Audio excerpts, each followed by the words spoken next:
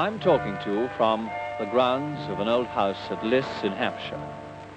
And behind me, up there on the hilltop, lie the ruins of what was once a stately Victorian house. This was Lee Court. In this house, 7 years ago, Group Captain Cheshire contemplated the failure of his hopes and ideals. Through this door came a former aircraftsman, dying and in need of a home. This Cheshire provided, and within 18 months, 30 more of the chronic sick found a home beneath this roof. But the house was literally falling down, and you see it here in the process of its demolition. But the experiment had begun to work. Similar homes were founded in other parts of the country. Meanwhile, the problem was to rehouse the patients to whom this hilltop was home. From no home to the building of this new Lee Court seemed to them something of a miracle. Tonight, Raymond Baxter is here with our outside broadcast cameras to hear Group Captain Cheshire tell the story of this great experiment, which started with this.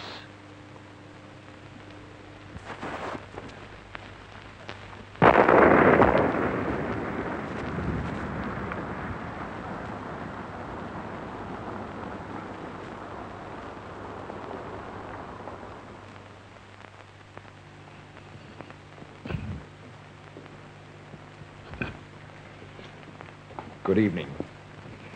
The connection between that all too familiar plume of mushroom smoke and Group Captain Cheshire is well known. He was, of course, the first British airman to see the atom bomb fired in action. But the connection between that atom bomb explosion and the quiet parkland acres of Hampshire, where you join us now, is perhaps more obscure. And that, Group Captain, is my first question to you.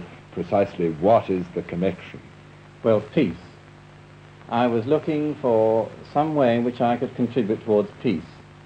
And having been one of the fortunate ones who survived the war, in common with many others, I wanted to add my contribution towards the goal that we're fighting for. Well, the atom bomb convinced me that the answer to peace lay in atomic energy. And so I came back to England, left the Air Force, and I had plans to devote myself to atomic energy.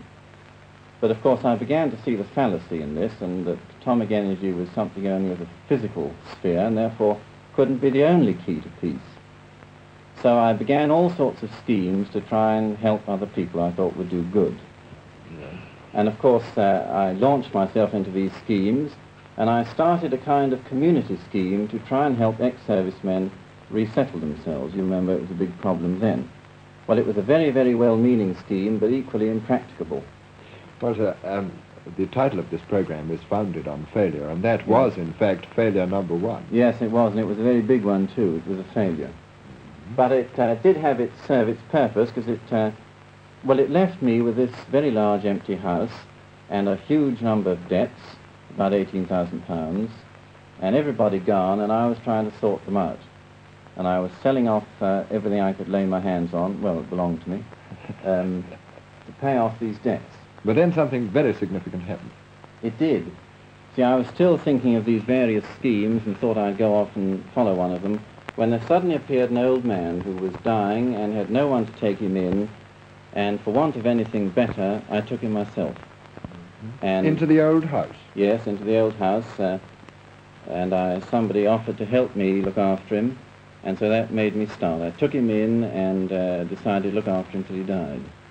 And that you thought was going to be the end of it? Oh, I did, yes. I thought by that time I'd have settled my debts and gone off and started one of my schemes. But other things happened. Instead of one old man, there came another, yes. And another and another. Yes, many. And eventually the house filled up, and we got helpers, and the house became organized as a home for the sick.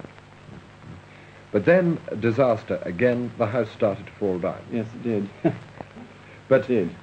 I mean, you smile now, but it left you, in fact, almost by yourself with 30 chronically sick people on your hands and the vital necessity either to evacuate them or build something else. Yes, it did, but it turned out very well indeed, because we knew the house had to be evacuated. We said, well, there's only one thing to do, get on with it and take the next step, and that was to get an architect and ask him to design some plans. What about money? Well, we didn't have any, we had an overdraft, but what we thought was we'd buy as many bricks as we could with what money we had and start building and then stop until we could get some more money. But that was put right because the Carnegie Fund came along and they gave us a whole new building. Hence Lee Court. Hence Lee Court. But about that time, you relinquished your command, as it were. Yes, I did. I realized that I wasn't very good at running a nursing home and that it was a little bit disorganized, and I would have to call upon people who knew more about it than I did. So I was fortunate enough to get a committee, and they gradually took over the running of the house for me. And that left you free to do other things. Yes, it left me free. I went off down to Cornwall, and there the same thing happened. Another man came along who had nowhere to go, and he was ill. He was a naval man. I managed to find an old building I could get for nothing, and took him in. This was St. Teresa's? Yes, it was St. Teresa's. It was an old RAF aerodrome called Predannock, and we got the old headquarters block. Mm-hmm. But it looks very nice from outside, but I imagine inside, as a place for taking care of the sick, it was not all that could be desired? No, as a matter of fact, when we took it on, the only inhabitants had been the cows. And there wasn't any drains, there was no electricity and no water, but we got the help we needed. And built the odd bathroom? Yes, built the odd bathroom. The Navy, I think, did most of that. But nevertheless, that was RAF premises, and I believe your next establishment was RAF premises. Yes, it was. That was called Holy Cross. That was again a similar situation. We had somebody who was suffering from mental trouble, nowhere to go, and we took him in, and we got the old WAF headquarters on the same aerodrome. And where did you put him? In the billets? In the billets, yes. They were a bit rough, but we've gradually got them better. They're quite nice now. And that is for taking care of the mentally sick? Yes, it is. Uh-huh. But they weren't all RAF establishments which you took over? No, they weren't. The next one was a very nice, really suburban house in Bromley called St. Cecilia's now, and that was done up by local help, voluntary help. Mm-hmm. That, again, is one type of establishment, suburban residence, but then you went in for the country homes of England. Yes, a magnificent one. We got an old country, one of the stately homes of England, Ampthill Park. Beautiful house. Well, there we see Ampthill Park, beautiful on the outside, but on the inside pretty grim again. In parts, yes, pretty grim in parts. Well, all this, of course, is an indication of what has happened since Lee Court. But you would agree, I believe, that Lee Court was the prime mover of the whole thing. Yes, it was. It was a spearhead, and it still really is. Nevertheless, since those early days, as we've heard, the precise command here has been taken over by a committee. Now, perhaps the embodiment of the committee, the, shall we say, professional administration, is the warden of Lee Court, and he is a man with a diversity of problems on his mind. Yes, indeed. Very broadly speaking, we can say that the 33 patients who make up the family of Lee Court have three general things in common. The first is that they all suffer from progressive incurable diseases that result in very serious physical disability. And then again, most of us are under the age of 40, and as such, our only alternative would be the somewhat grim and sparse existence of life in the senile wards of chronic sick hospitals, surrounded by the very old and the dying. And then last and not least, and most important of all, here at Lee Court, all members of the family have the unique privilege of being able to get around their physical disabilities and of having the opportunity of finding and regaining new ways of living full and useful and happily creative lives. Alan, I notice you say we when you refer to people here at Lee Court, but I think we should make it clear that you are, in fact, not a sick man yourself. I'm not a sick man, Raymond, no. And I'm not a doctor either. No. A mere layman.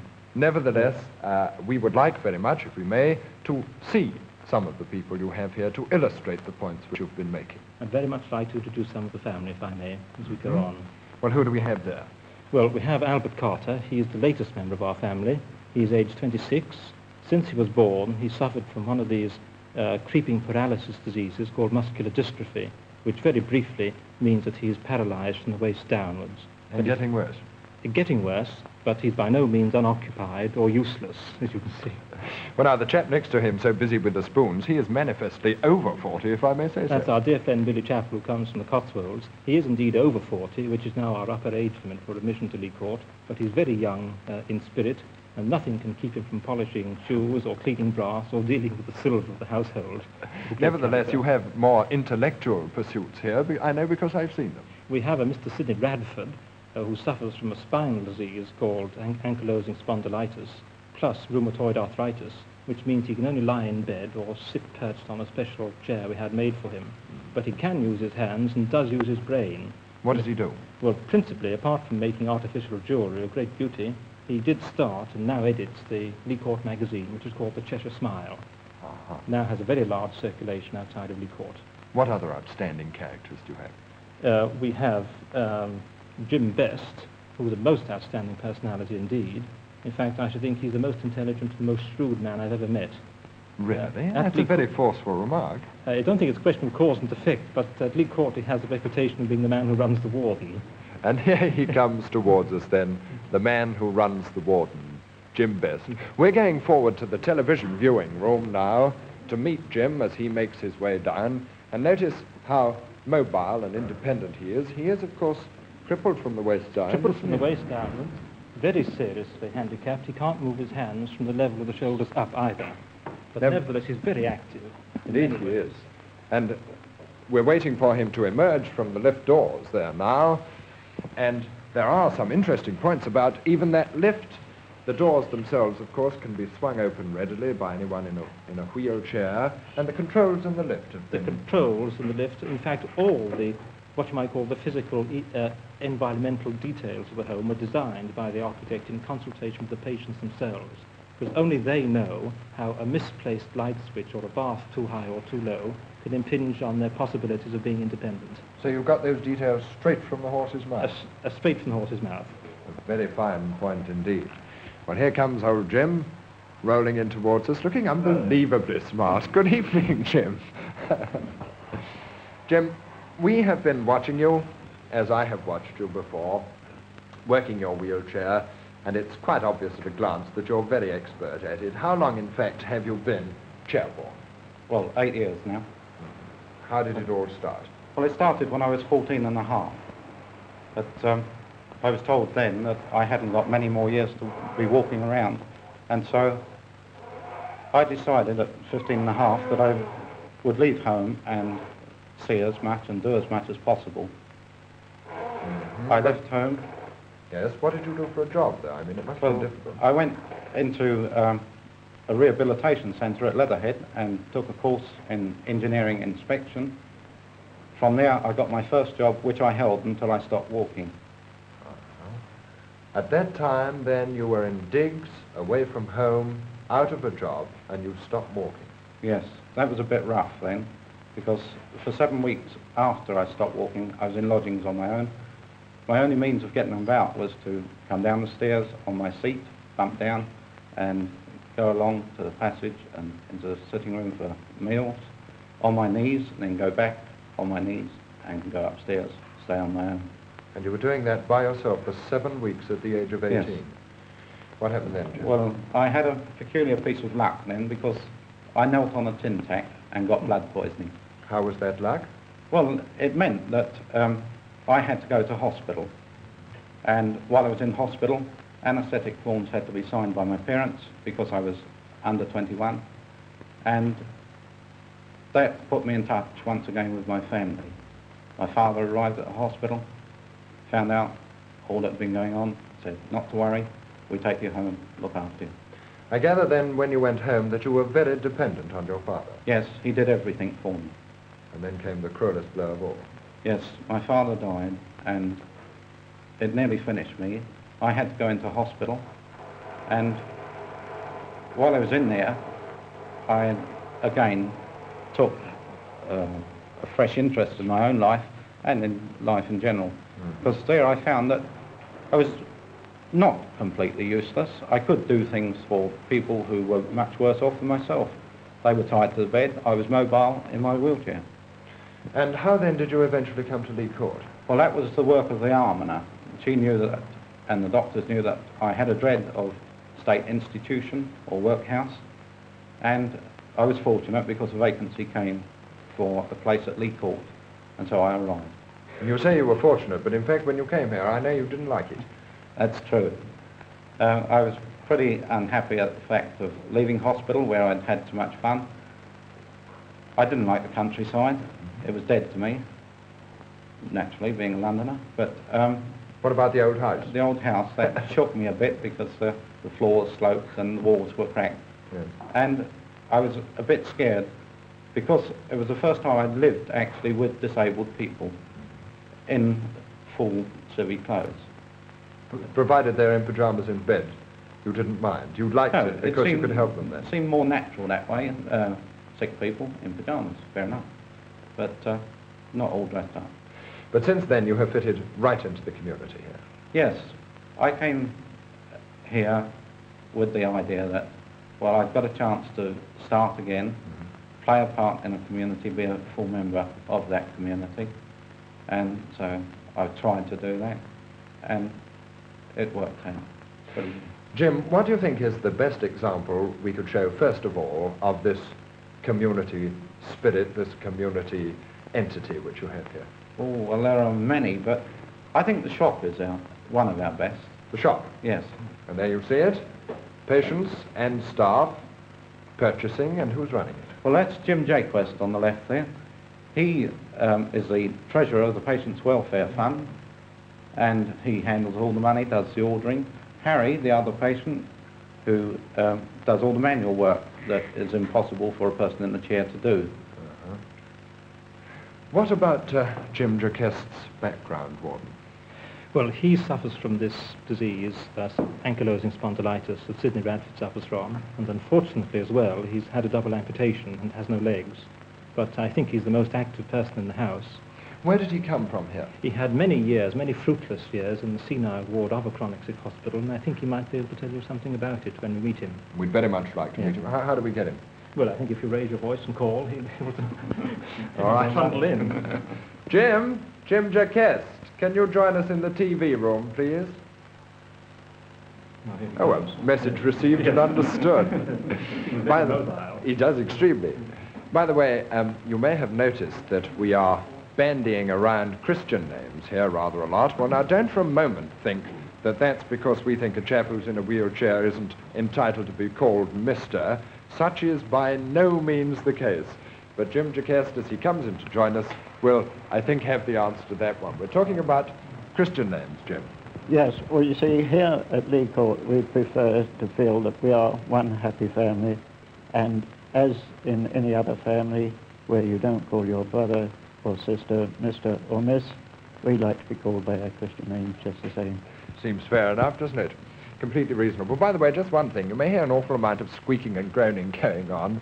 Well, that's because of these highly polished floors, and the tyres of wheelchairs naturally skid when they go around corners, particularly when Jim's driving, and so hence the noises off stage. Sorry about it. Well, now, Jim, you were in a senile ward before you came here. Yes. You see, after being in hospital for 10 years, the time came when it was impossible for them to keep me there occupying a bed that was needed for operations any longer. And as there are not many homes like this, there was not room for all of us to be in. So the only alternative that could be offered me was a bed in the seminal ward. And I spent 2 months in one. That must be pretty desperate. Yes, it is a pretty grim affair. The only thing that you can do there is just go through the motions of living, where at Lee Court you can really live and take part in things. And how do you live and take part in things here, Jim? Well, here you see, being treasurer of the Patients' Welfare Fund, and help look after occupational therapy and one or two things like that, you see. What were you doing before you were ill? I was a watchmaker, and of course I had a certain amount of experience of business and figures in the shop. And so you've just taken into this chartered accountancy without turning a hair? Yes. Very fine indeed. Well, now, Jim, that's all very well, but you can use your hands and arms, you can write and so on. But there are people here who can't move a limb at all. Yes, that's right. I am more fortunate than many. But there are others who still serve a useful part in the community, because although they cannot use their hands, they use their head and brains, and somebody else uses hands for them. To the common good. Yes. I mean, one good example is Molly. She's a grand character, you know. And there she is. Well, there's the cooperation of well hands with sick hands. Warden, what's Molly's background? For many years, Molly ran a very successful high-level fashion shop in Glasgow. But then some years ago, disseminated sclerosis overtook her, and her family life broke up. And after some fruitless years in hospital, the court was very happy to be in a position of offering her a vacancy. Jim Best, how does it feel to have a lady of fashion in your midst? Well, it's very good in many ways because it keeps you up to the mark, and it's a bit wearing too because she's a bit of a bully. I mean, we have to shave if we sit at her table for breakfast. Well, that's fair enough. Well, there we see the hats which Molly makes. Those were some of her work, weren't they, James? Yes, and there you see, you get the combination of brain being used with somebody else's hands. Yes, and from the look of Molly's face and what she's saying, I hope she didn't hear what you said, Jim Best, but it looks as if she may have done it then. Well, now, Molly makes these hats for her own amusement, though they're very fine hats too, but other activities here are more immediately connected with the day-to-day running of the establishment, aren't they? Yes, I think another good example is the laundry. The laundry? Yes. Well, how does that run? Well, that is run by two of the other patients. Uh-huh. Well, when you say run, they don't actually do well, the laundry, they do do the they? sorting out of the laundry, you see. Who are those two people, Warden? Oh, we've got Antoinette Harcourt-Williams and Hugh Evans. They've been here for quite a number of years and are most valued members of the family. We couldn't do without them. I must say, they seem to go about their task of checking the laundry with considerable abandon. And, yes. That's fairly standard practice, isn't it? Fairly standard practice twice a week, Tuesdays and Fridays. Yes. And the way it's done is equally standard Yes, practice. but I must say it's most efficiently done. It's not quite as slap-happy as it might appear. No, I'm sure it isn't. What other of your friends would you like us to meet, James, do you think? Well, there's Harold Cole. He's Yes. sitting out in the hall. I just passed him as I came through Yes. just now. I think I noticed him. There he is. Again, his background, Warden. Harold Cole is a most remarkable character. He was all right until the age of 7. He's now 24, but at the age of 7 he contracted a very insidious form of disease called spinal bifida, which in a word means he stopped growing physically, though he certainly hasn't stopped growing mentally. He had 13 or 14 years in chronic sick hospitals until 4 years ago we had the unique opportunity of offering him a vacancy here. And since then, neither Harold nor Lee Court has ever been the same. Well, I can personally vouch for that because I've met young Harold Nipper, and in fact, I've got a letter here which he sent to us when we were thinking about this program, and obviously it presented some problems, and we were told by the warden, ask the patients, they'll tell you how to do it. So we did, and Harold wrote us this letter, and I'd like to read it to you. Before I came to Lee Court, I was in a hospital where the patients were all heart disease and stomach trouble. They were all old-age patients. I was there for 2 years, and I did not like it because they died quite often, and it made me feel bad. Then I went to another hospital. Patients used to go there to get massage so that they could get better and go home. Some of the patients at this hospital were quite young. I was not there a year, then I had to come to Lee Court. I didn't know anything about Lee Court or of GC. That, of course, is Group Captain Cheshire. He's universally known as GC around here. It took me 2 weeks to settle down, but after that I seemed to like it very much. All the patients and staff were very nice to me. They gave me a wonderful 21st birthday party, which I never dreamt of. I had lots of nice things from everybody here. I did manage to meet GC when I first came here. I thought he was a very good chap and full of good fun. I do honestly think that Lee Court has changed my life altogether. I am very happy here, which I have not been for a long time. Well, the letter goes on, but now I think we'd like to meet Harold, could we? Yes, I think you'll find him in the hall. Right. I'll go on out there.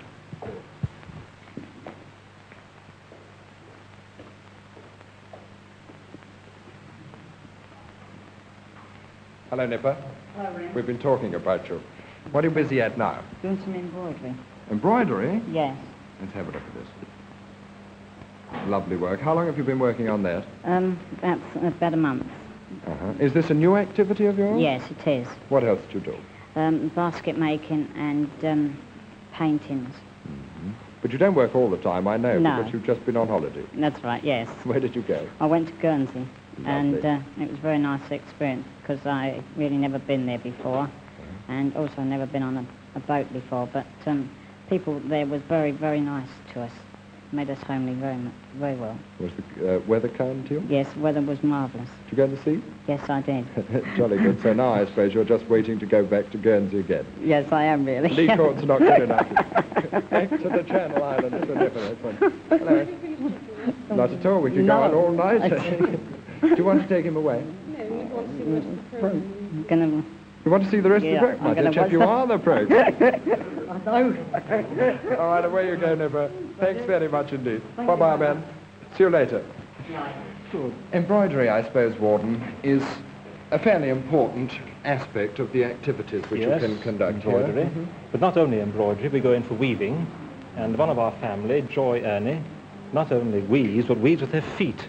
She's a spastic paraplegic and has been like that ever since she was born. She hasn't much movement of her hands and can't speak very well, but she has got some control of her feet. And we have been able to teach her to use with her feet a hand loom. And only a few weeks ago she gave me a very charming birthday present in the form of a scarf woven in my old college colours. How very charming, and she's the sunniest little soul in the place, I can assure you. Well, there we see a hand loom adapted for the use of the feet. Yes. And this question of adaptation is a very important part of helping people to play their part in the community. There's another very simple example there. We've got a friend called Phyllis Stroh who suffers from very bad form of rheumatoid arthritis. We found that her only position would normally be lying in bed, but if we could have mocked up a form of chair tailor-made to suit her particular disability, she'd achieve a great measure of independence. And we did that in our own workshops, and now she can get up for herself and sit down for herself. Well, there then we have seen another example of adaptation, but now where are we now, Jim Best? This is the pavilion. It's our workshop, and we can make a mess here, make a noise, do what we like, actually. Those two lads, that's Neville and Leonard. They're both on the fret saw. We like to try and do the things that people want to do, use machinery as men normally would do outside. Why two chaps on that machine, Jim? Well, for the simple reason that one chap alone couldn't handle that piece of wood with the hands that they've got. I see. So two cooperating can do a job. Well, you mentioned machines. There's a man-sized machine indeed. Yes, that's Ted. He was used to using machinery before he was disabled. And when he became disabled, he spent his time in hospital and did nothing, and he was in the senile ward. And so, coming back here, he got his press. What about this chap who's obviously engaged on photography? Was he a photographer before? He worked a great deal on photography, and he had all his paraphernalia. He brought it along with him, and a dark room was provided for him. And it's been a great asset to us to be able to use him. But You use him, he uses you. Yes. That's about it, isn't it? we use his photographs for publicity, for our work, you know, to try and raise our own funds. All part of the community again. Well, I don't know. We've shown you a lot of things in a very short time. I don't know if they may have confused you a little. They may even perhaps have surprised you. We have invaded this place with our lights and our cameras and our noises off stage, and we have shattered the peace, which I promise you abides here. We have tried to show you a spirit, and a spirit is a very elusive thing. And I think that the best man to sum up for us and show you to what this spearhead Lee Court is aimed is the man in whose company we started this program, Group Captain Leonard Cheshire. Well, all this started for me right out in the east over Nagasaki at the dropping of the atomic bomb. And over there I conceived a great desire to play my small part as best I could in contributing towards the peace that everybody had fought for so hard. The trouble was I didn't know how to go about it, and I set about many plans until eventually I was brought here to this house where I met this old man. And I had no option but to look after him because there was nowhere else for him to go. And from that there grew the other homes that we have, and these homes have spread over this country, and to my great surprise they've now spread out to India. And we have there our first home opened, and in a short while, a few days' time, together with several helpers, I'll be going out there to see this first home and to see if we can't start any others. The story from the beginning has been rather a story of ruins. It started over ruins. It was a story of ruined health and ruined lives and ruined bank balances and ruined houses. And now we have rather a ruined bus which we're putting together ourselves, and we hope to drive out, anyway, partly over land, partly by ship, out to India. Now all this has shown me that peace in the last resort only depends upon God.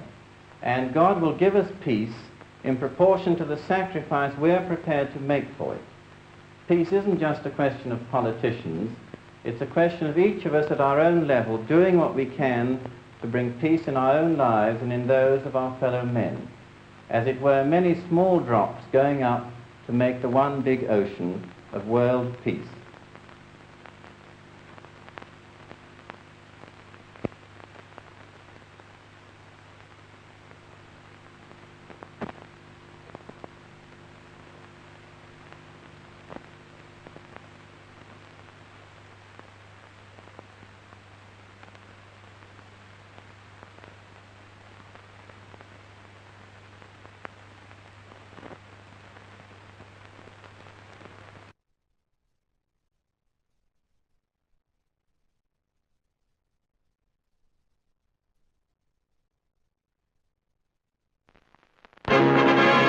The court, one of Group Captain Cheshire's communities for the disabled, was visited recently by the Queen Mother. She was welcomed by the group captain who founded this home in Hampshire 8 years ago. All 34 patients in residence are suffering from some serious disability, but here they're given every chance to overcome it. The Queen Mother saw something of these facilities and the use made of them. It's been proved that an interest in life is the first step towards regaining self-confidence. No one at Lee Court will face a future of loneliness and despair.